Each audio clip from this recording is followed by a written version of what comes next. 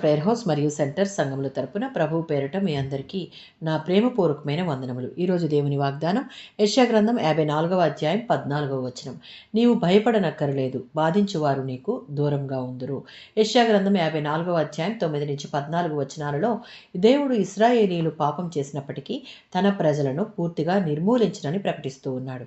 ఆయన పర్వతములు తొలగిపోయేలా చేస్తాడు, కానీ వాటిని పూర్తిగా నాశనం చేయడు. ఈ ప్రకారంగా దేవుడు ఇశ్రాయేలీయుల యొక్క అతిక్రమములకు తగినట్లుగా వారి పట్ల వ్యవహరించక కృప చూపిస్తూ ఉన్నాడు. వ్యక్తిత్వ ఆరోపణలో యెరూషలేము గాలివాన చేత కొట్టబడినట్టుగా కనబడుతుంది.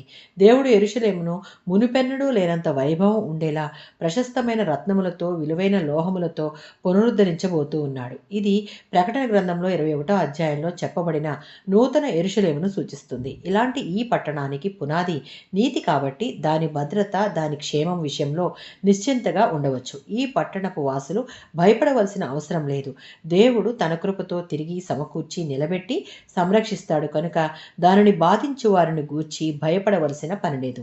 సామెతల గ్రంథం 3వ అధ్యాయం 25-26 వచనాలలో సృష్టికర్త అయిన దేవునికి భయపడి జీవిస్తూ, దేవుడిచ్చిన జ్ఞానానుసారంగా నడుచుకుంటూ, దేవునికి సంపూర్ణ విధేయత చూపిస్తూ జీవితం కొనసాగించే వారి పక్షంగా దేవుడు ఎప్పుడూ కాపుదలను, భద్రతను ఇస్తాడు.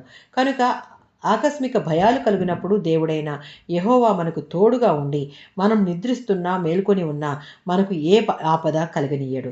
యెషయా గ్రంథం 51వ అధ్యాయం 13వ వచనం. దేవుని ప్రజలు ఈ లోకస్తులకు భయపడ్డారంటే వారు దేవుడిచ్చే ఓదార్పును, బల ప్రభావాలను మర్చిపోతున్నారని అర్థం.